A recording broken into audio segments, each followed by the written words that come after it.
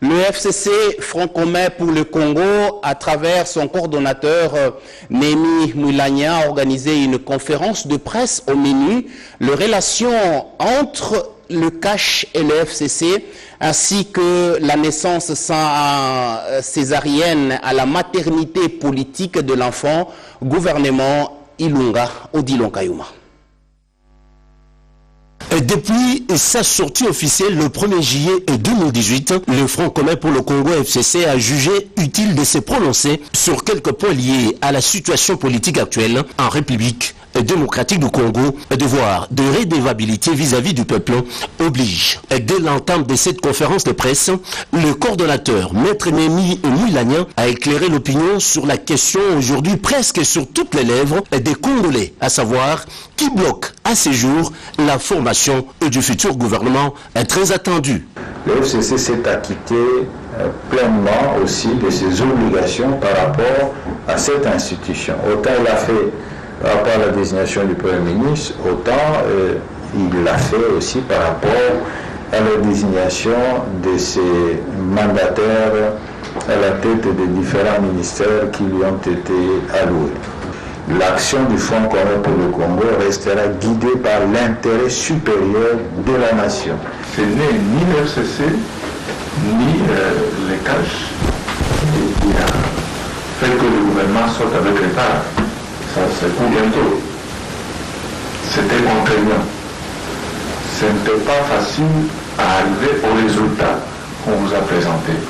Maître Némi Moulania a aussi insisté sur le quota genre dont la plateforme a respecté scrupuleusement au niveau des propositions des listes présentées au Premier ministre. Vous allez vous en rendre compte lorsque l'équipe gouvernementale sera rendue publique que le FCC a joué la carte du genre et un équilibre certes générationnel, mais en tout cas un quota important, significatif et surtout qualitatif qui a été attribué à la jeunesse, mais également à la femme. À propos de la coalition FCC-CACH, Maître Némi Moulania a tenu à fixer l'opinion sur les bonnes relations qui caractérisent les deux plateformes politiques. Une façon pour lui de décourager les prophètes de malheur. Tout ce qu'on vivait et qu'on a vécu était à considérer comme des douleurs d'enfantement. Parce que le premier résultat tangible finalement de cette coalition, c'est la mise en place de ces institutions. Et ce que nous attendons maintenant de cette coalition, c'est qu'elles parviennent non seulement à travailler pour le bien du pays, mais à remettre la population encore une fois au travail pour protéger les acquis et pour créer une plus-value tout à fait qualitative. Auparavant, le coordonnateur a souligné l'apport du FCC dans la mise en place des institutions du pays. Et aujourd'hui, a-t-il martelé, le FCC continue à œuvrer dans le même sens pour la mise sur pied du gouvernement de la République. Et cela dans l'intérêt général.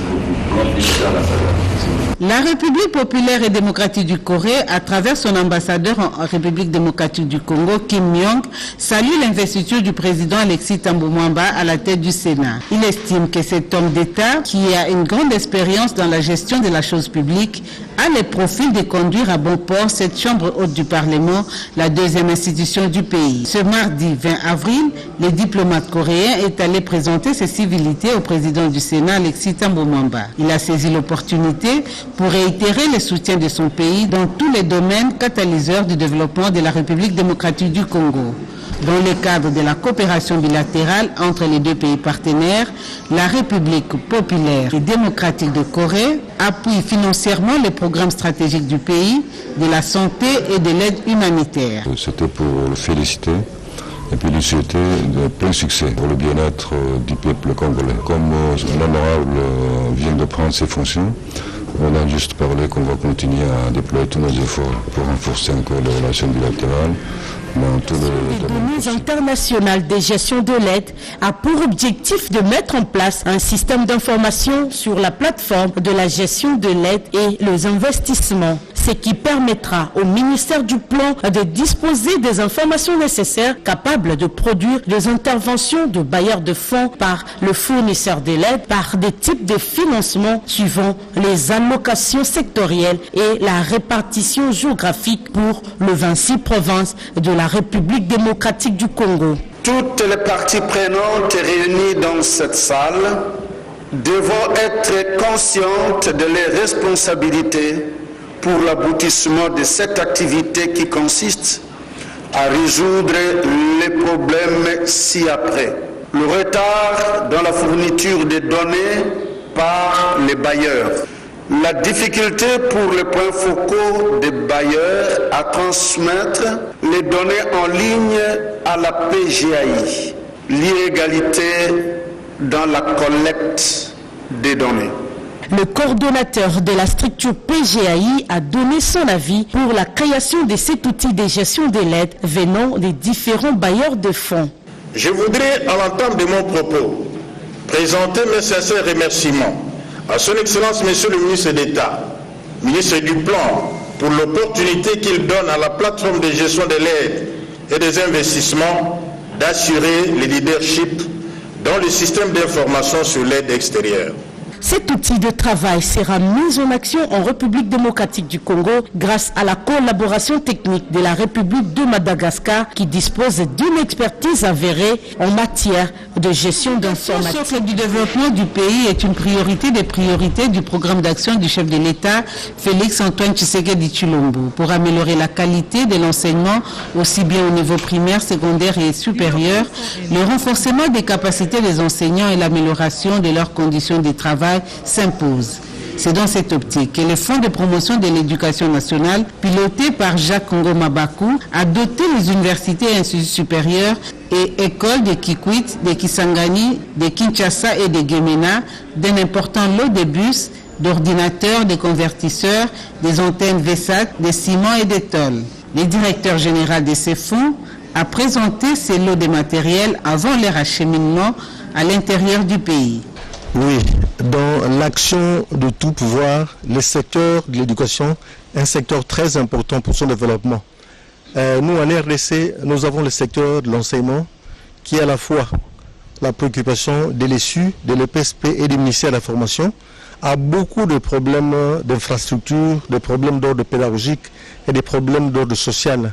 C'est la raison pour laquelle le seul établissement de l'État, le Fonds de promotion de l'éducation nationale, qui est cette mission-là, essaie d'accomplir sa mission en mettant à la disposition de cet établissement le matériel que vous avez vu derrière nous ici. Il a à cette occasion plaidé pour le paiement des taxes de l'éducation, question de permettre au Fonds de promotion de l'éducation nationale d'avoir des ressources pour financer les programmes de l'enseignement primaire et secondaire et surtout la construction des bâtiments. À Kisangani et à Gemena, les fonds de promotion de l'éducation nationale comptent financer la construction d'une bibliothèque. Défi à relever et perspective à réaliser, l'Association nationale des parents d'élèves et des étudiants venus des 4 coins de la République démocratique du Congo et du Brazzaville ont rehaussé à travers cette manifestation du cinquantenaire. Une occasion pour cette délégation de faire le bilan dont l'objectif est de promouvoir une éducation de qualité de la jeunesse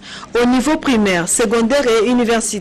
Le ministre intérimaire de l'EPSP, Emery Okunji, accompagné du secrétaire et de l'inspecteur de l'EPSP, appelle ces professionnels de la CRE à œuvrer pour le meilleur des enfants.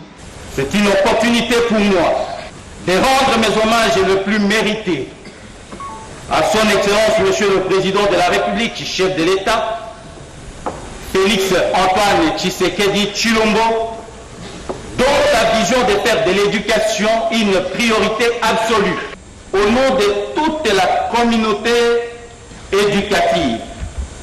Ma reconnaissance envers chaque parent, où qu'il soit, et quelque métier qu'il exerce, pour tous les sacrifices consentis, nuit et jour, pour soutenir l'éducation de ceux qui feront demain la fierté de notre pays, la République démocratique du Congo, j'ai cité. L'ANAPECO contribue à la réhabilitation et la construction des écoles et l'initiateur du Fonds national de l'éducation. Elle tient à accompagner le président de la République, Félix-Antoine Tshisekedi Tshilombo, à rendre effective la gratuité de l'enseignement des bases. Une perspective d'avenir dans un premier temps, c'est question d'avoir une adresse précise au niveau national, tant au niveau provincial. Et en plus de ça, nous devons encore renforcer notre leadership, surtout au niveau de l'Afrique et au sein même de notre pays. Le président de cette structure a à cette occasion rendu hommage aux différents héros fondateurs de cette structure pour le bien-être de l'enfant congolais. La population et les institutions de la République, les honorables Abraham Boliki et Augustin Osumaka se sont entretenus avec le directeur général de la radio-télévision nationale congolaise, Ernest Kabila Ilunga, sur la situation des agents de la direction provinciale de la RTNC Kisangani. C'est pour répondre aux préoccupations de nos électeurs qu'on a voulu nous abréver à la source, c'est-à-dire venir voir le directeur général de la RTNC pour que nous puissions nous apaisantir et avoir des réponses appropriées par rapport à certaines revendications des agents de la RTNC station de la ville de Kisangani. Les agents de la RTNC, autrefois qualifiés de collaborateurs extérieurs, il y en a d'autres qui ont travaillé pendant 8, 9, 10 ans et que leur situation administrative n'était pas régulée. Et ils nous ont appelés pour qu'on puisse voir leurs problèmes afin que leur situation administrative soit régularisée. Un cri de cœur entendu par le numéro 1 de la radio-télévision nationale congolaise qui a promis une suite progressive et un traitement des dossiers au cas par cas. L'honorable Abraham Boliki, dont sa casquette de pasteur, a également saisi cette opportunité pour exhorter le directeur général de la RTNC sur la paix, en se référant au psaume 119, verset 165 qui dit, je cite, « Il y a beaucoup de paix pour ceux qui aiment ta loi, et il ne leur arrive aucun malheur. » Fin de citation. Original.